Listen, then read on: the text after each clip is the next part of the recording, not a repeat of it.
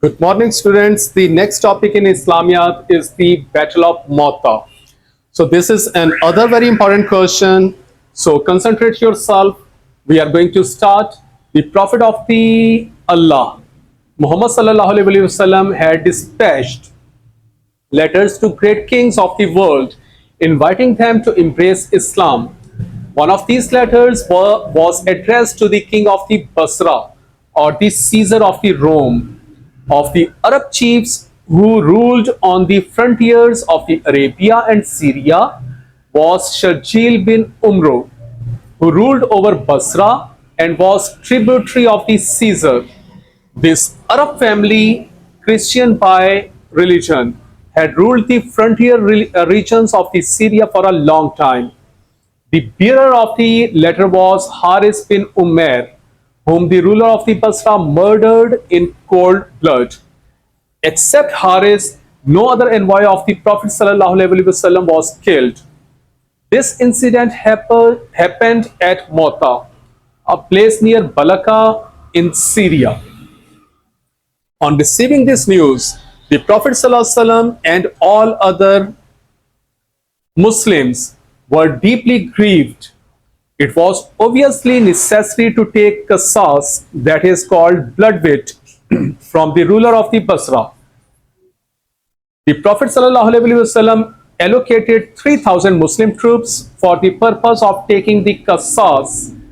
He ﷺ appointed Zaid bin Haris as the commander of this army and directed that in the event of the martyrdom of the Zaid, the command would pass to Jafar Tayar bin Abu Talib. In case he too fell martyr, Abdullah bin Rawaha should assume command. Khalid bin Walid was also accompanying the army. It was the first occasion when the Prophet ﷺ issued such order. This could not be without expediency, because Caesar of Rome was very strong in sense of military power. So these were the special instructions and orders given by the Holy Prophet ﷺ, which was unusual. In case of first martyrdom, second will take command. In case of second martyrdom, third will take command. So this was unusual order. The Prophet ﷺ came out of the city to issue orders and bid farewell to the army at Saniyatul Wida. So this was the place at which the army was bid farewell. On arrival here, the Prophet ﷺ issued the following orders to the army: do not kill women, minors, infants, and the blind. Do not demolish a house, not cut down the trees. So these were special instructions given to the Muslim army. At the time of the departure, the Prophet ﷺ and the Muslim army prayed together. Finally, the Prophet ﷺ bade the army farewell with these words: Allah's help be with you. May He ward off calamity from you and bring you back well in peace. The army set out with the prayers and orders of the Holy Prophet ﷺ and halted on reaching Mu'an in Syria. So they have reached the Syria now and encamped themselves at a place called Mu'an. When the intelligence reached Sharjil that Muslim army was advancing to attack, he quickly mustered an army of 100,000 men to oppose the Muslims. He also sent dispatches to the Roman Emperor Hercules, asked for reinforcements.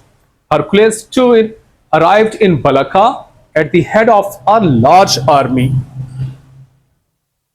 Besides, many Arab rulers and Christian tribes brought large number of the troops to aid the Romans. So all the Rome was gathered and united themselves against the Muslims. Okay, the strength of the Christian forces now reached 150,000 men, besides vast stores of the armament and a great number of the horses. At one, the Muslims learned that the Romans had mustered a huge army and were advancing to oppose the Muslims. The Muslims held a council of war and for 2 days deliberated upon the best strategy to encounter such a large army. One Muslim proposed that the situation should be reported to the Prophet of the Allah sallallahu alaihi wasallam, and he sallallahu alaihi wasallam should be requested to send either reinforcements or further orders. The army almost agreed to the proposal, but Abdullah bin Rawaha, who was without an equal in bravery and consummate in eloquence, rose and said, O brethren, it is strange that you came here to attain martyrdom, and it is from martyrdom that you are now turning away. Friends, our army does not depend on the numbers and powers, but on the religion with which Allah has made us a distinctive people in the world. Rise and fall upon the enemy.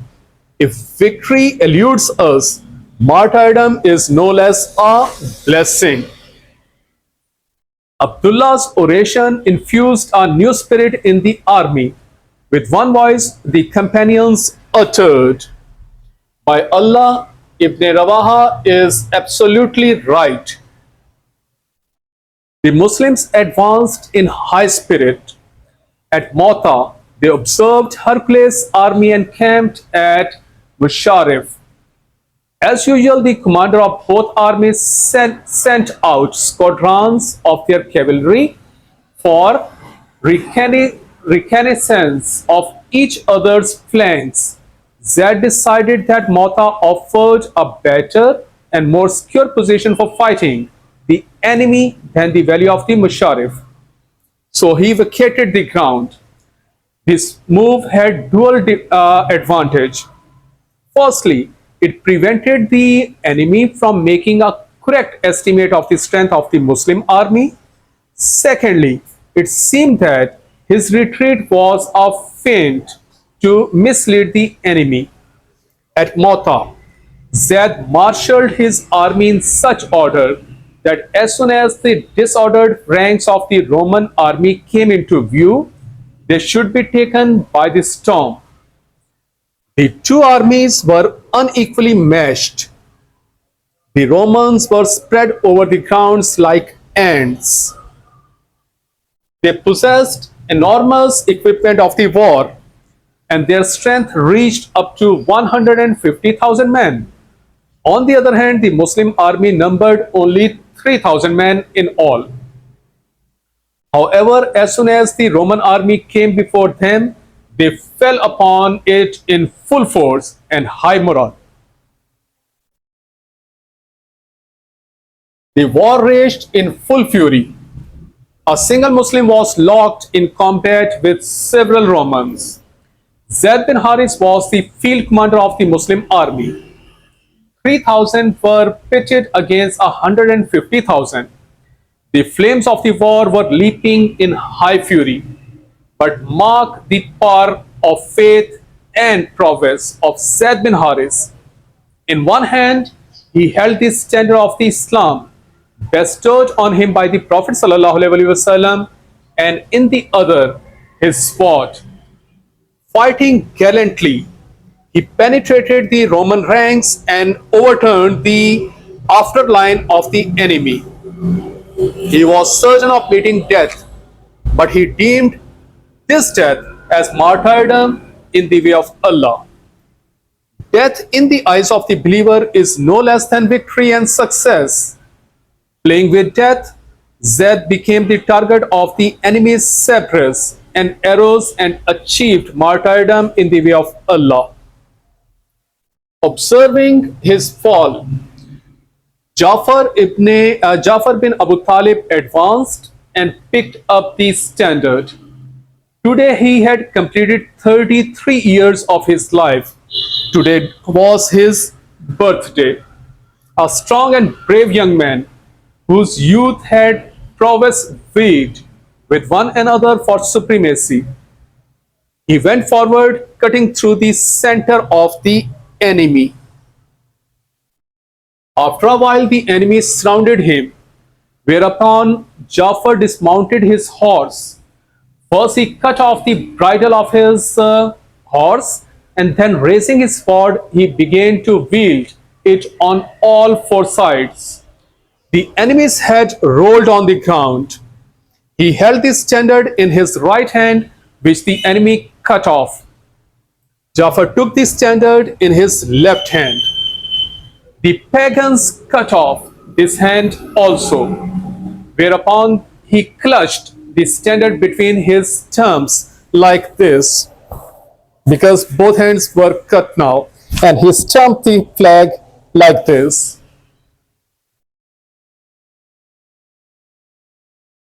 And clasped it to his bosom. But how long could he hold it? Jafar drank the cup of the martyrdom, and the enemy severed his body into two pieces. His body had sustained 90 separate and spear wounds, all of them on the front and none at the back. So this shows his bravery. Abdullah, who stood near Jafar when he fell, took the Prophet ﷺ standard from him and, reciting verses, advanced towards the enemy lines. As he dismounted his horse and fell into some deep thought, but took hold of himself after a while, and, reciting the verses, cut through the Roman ranks. At last he too fell martyr. The three commanders, Zayd, Jafar, Ibn Rawaha, attained martyrdom in the way of Allah, one after the other. After Abdullah bin Rawaha's fall, Zayd bin Sabit took the standard and shouted, "O Muslims, whom do you elect for this office?" Upon Zayd's declining the offer, the Muslims elected Khalid bin Walid, who was well aware of the small number and meager equipment of the Muslim army. Khalid was, however, a gallant and skillful field commander and an expert in the strategy of the war. Khalid bin Walid assumed the command and fought so gallantly that 9 swords were broken in his hand. Allahu Akbar. At night, Khalid bin Walid resorted to a military stratagem. He hid a considerable part of his forces at distance from the battlefield. At dawn, his contingent raised battle cries and joined the Muslims in the field. So this was a move, very nice war move. The enemy thought that fresh reinforcements sent by the Prophet ﷺ from Medina had arrived. Their hearts were quickened with terror. They had seen the tenacity of 3,000 Muslim troops in the previous day's fighting and the enormous casualties that had inflicted on them. Now that the Muslims had received reinforcements, the Romans apprehended that they might be defeated. However, no pagan could get at the bottom of the true secret, because this was just a war move. Roman armies were discomfited at the superior strategy of the Khalid bin Walid. They lost the courage to launch an attack. Awestruck, they stood motionless. The Muslims noticed the immobility of the enemy.